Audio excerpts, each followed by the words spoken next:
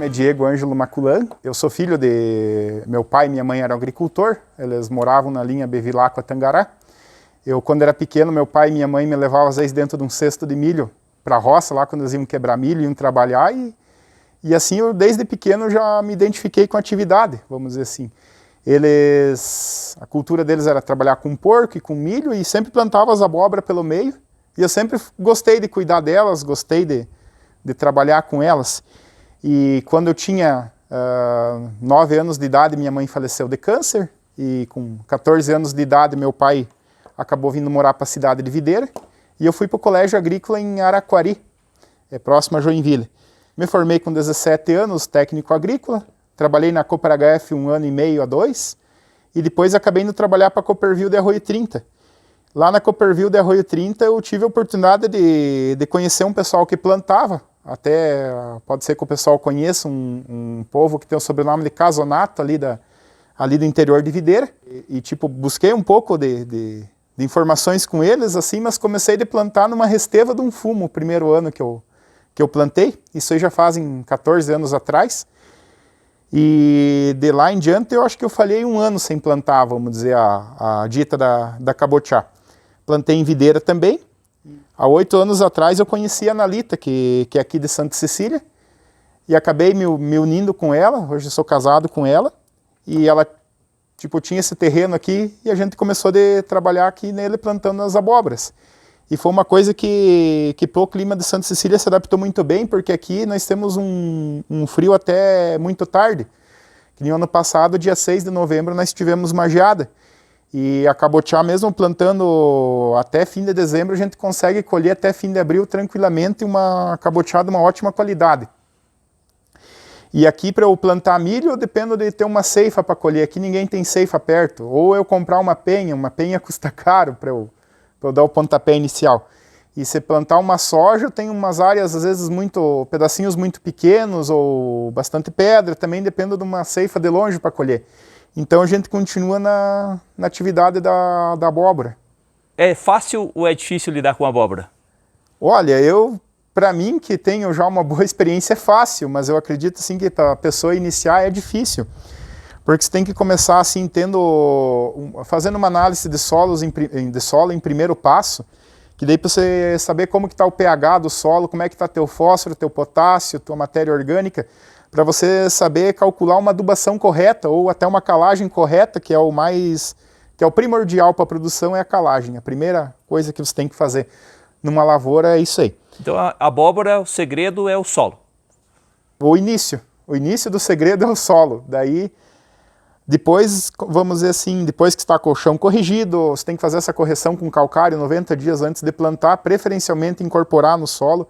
Quando pede uma dose muito alta, você tem que fazer em 2 vezes, jogar de 5 a 7 toneladas, lavrar, depois jogar mais a quantidade suficiente para corrigir o solo e dar mais uma gradeada para você incorporar ele corretamente. Isso tudo 90 dias antes de você plantar. Daí entrar com a adubação correta, para depois ter um solo pronto para plantar. Em áreas que a gente já tem corrigida, a gente acaba até fazendo um plantio direto. Uma cobertura no inverno esse ano vai ser 90% ervilhaca e aveia branca. Escolhi a aveia branca porque é uma variedade que cresce rápido, dá uma palhada boa, e a ervilhaca para fazer a incorporação de nitrogênio no solo, vamos dizer assim, e é uma planta que fixa nitrogênio do ar. Então é ureia custo barato para a planta. Depois, o segredo no plantar. Para você ter uma cabotiá dessa, a flor masculina dela não poliniza a flor feminina dela mesma. Então você tem que plantar uma variedade com uma exposição, numa proporção de 20% das sementes. A cada 4 dessa aqui, uma dessa. Ou também pode ser plantada a abóbora paulista, que também está sendo bastante plantada hoje. Mas ainda, tradicionalmente, a moranga exposição é a mais plantada. Essa exposição aqui é necessário plantar 15 dias antes da cabotiá para a florada dela fechar junto. E além de ter esse plantio, precisa ter abelhas junto para você fazer o cruzamento da flor masculina dessa abóbora com a feminina da cabotiá. Outra coisa que dá para fazer assim é produzir mudas. Deixa eu ver se o microfone vai alcançar aqui.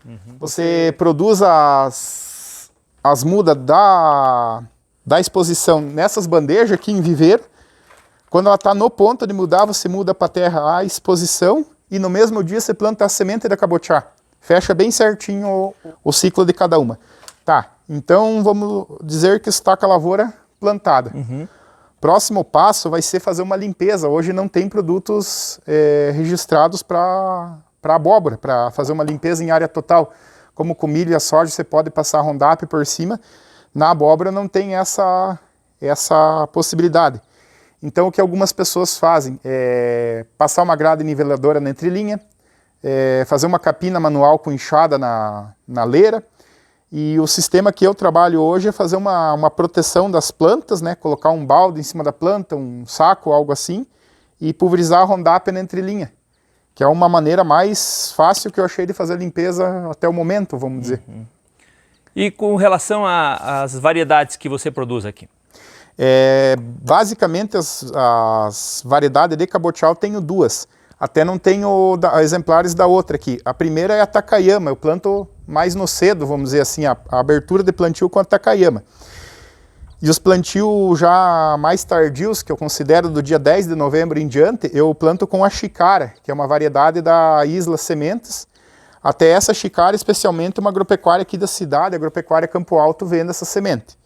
Eu comprei dela. E basicamente essas duas as variedades de cabotiá que eu planto.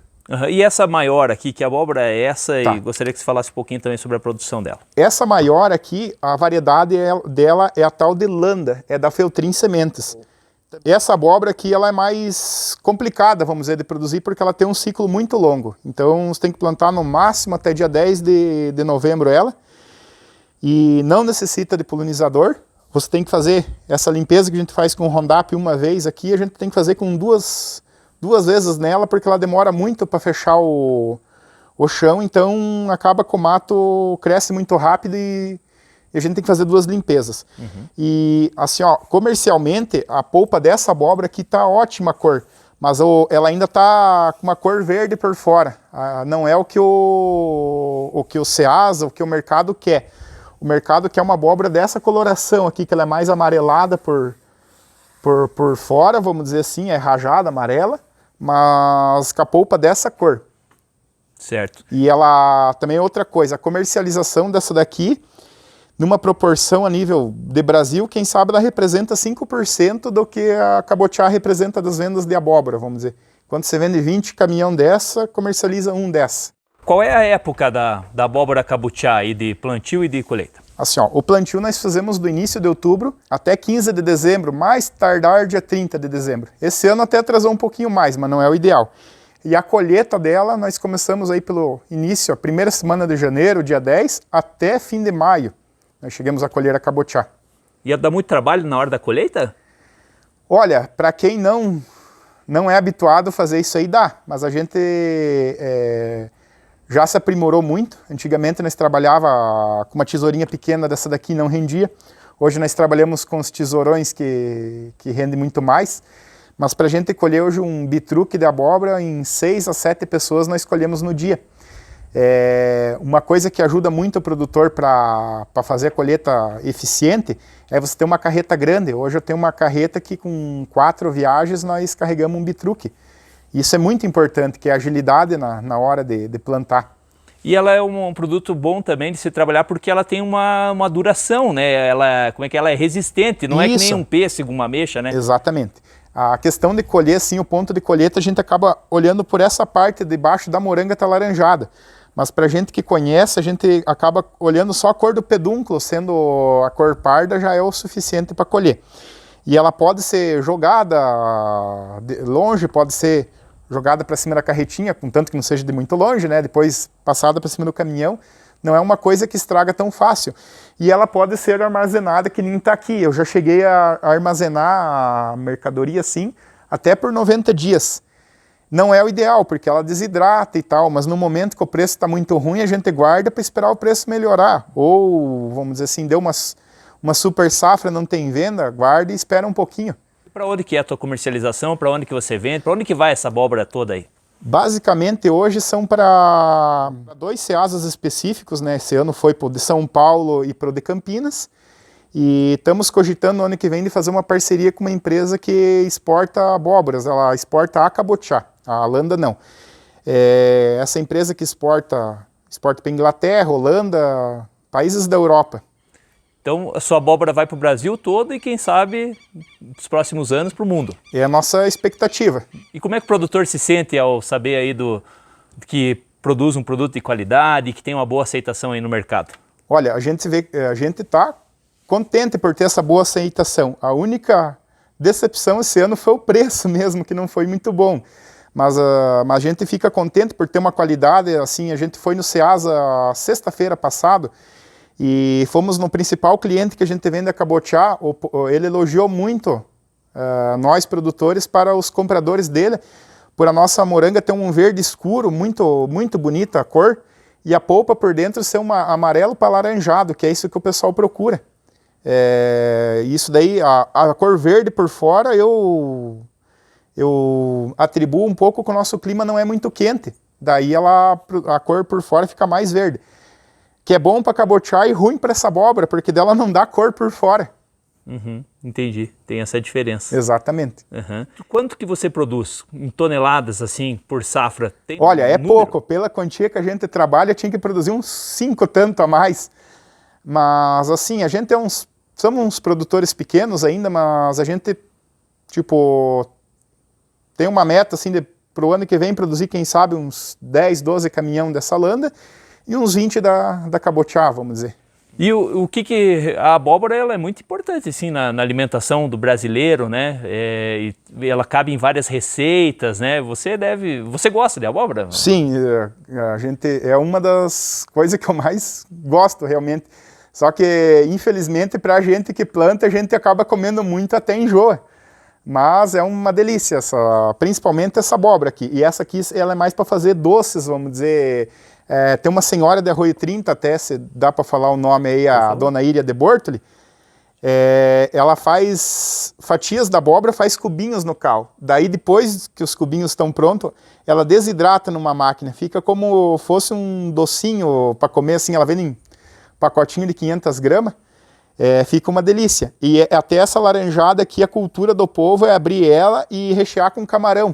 A cabotiá também dá para fazer isso, mas a exposição ela é mais apropriada para isso. Até essas que eu tenho são umas finaleiras de safra, essas duas aqui.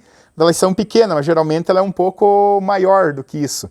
Então a abóbora vai para a mesa do brasileiro e vai também para farinha, que você falou? Essa é uma outra possibilidade? Exatamente. Esse ano até a gente não teve tanta procura nesse mercado, mas o que a gente faz?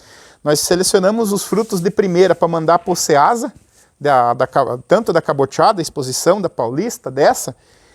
E daí o que fica de segunda, vamos supor, que é uma cabotiá mais miúda, alguma que é deformada, alguma que não tem a cor ideal. Essas aqui geralmente são as menores que a gente manda para a indústria, e essas aqui são as que elas crescem muito grande. Ou um ano que sobra, essa aqui a gente acaba mandando para uma indústria que ela faz uma farinha de abóbora. Ela moe as abóboras, vamos dizer assim, e faz o mesmo processo de fazer um leite em pó. O modo que faz virar farinha da abóbora. E depois essa farinha é colocada em ração de cachorro e gato. E volta para a nossa região em forma de ração de gato e cachorro nas agropecuárias. Que ela é nutritiva, né? Exatamente, vamos dizer. E isso acaba fazendo com que a gente limpe a lavoura.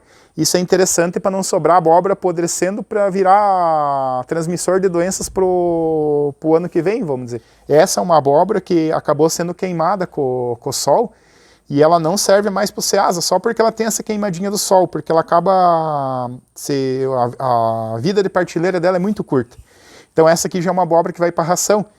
E se você tem uma lavoura de cabotiá e perdeu o ponto de colher, as folhas baixam, acabam as folhas e o sol acaba queimando elas. Daí elas não servem mais para o comércio do Ceasa. Outra coisa interessante, aqui até eu trouxe uma fruta aqui com o pedúnculo junto, ó. não se colhe a abóbora desse jeito. Na verdade, quando está lá na roça, nós usamos uns tesourões. Só que eu não tenho nenhum aqui hoje para mostrar. Vou mostrar com uma tesourinha pequena, hoje assim, aquela de podar pêssego, parreira.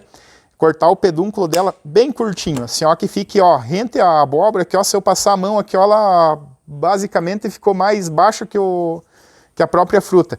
Para não carregar, não se transportar, ela não bater e machucar as outras. Certo. E isso é muito interessante. Eu vi muita gente que acaba fazendo o quê? Corta os cabos, mas corta desse comprimento. Daí a hora que você tá manuseando ela, acaba batendo e quebrando. Aí uma abóbora que você quebra o cabo, acontece isso. Ela fica desse jeito aqui, abre uma porta para ela entrar doenças. Ela tem uma vida útil mais curta. E sem querer dizer, ela desidrata muito rápido. Comparar com uma que foi cortado o cabo da maneira correta, vamos dizer. Essas maiores aqui, por curiosidade, você já colheu a abóbora com quantos quilos aqui? Olha, nosso recorde foi o ano passado, uma de 85 quilos. Mas tem que pegar em 2, porque eu que me considero um cara forte, não ergui sozinho. Mas a queridinha da gastronomia, da culinária é a cabotiá, né? Certamente. E se o produto é de qualidade, nós queremos experimentar. E o Diego, junto com a sua esposa, Ana Lita, fizeram uma receita que é com a abóbora cabotiá. E só de olhar já está dando água na boca. Que receita é essa, Diego? Essa é a cabotiá caramelizada. Ela é cozida com bastante açúcar, leva um tempo de cozimento aí.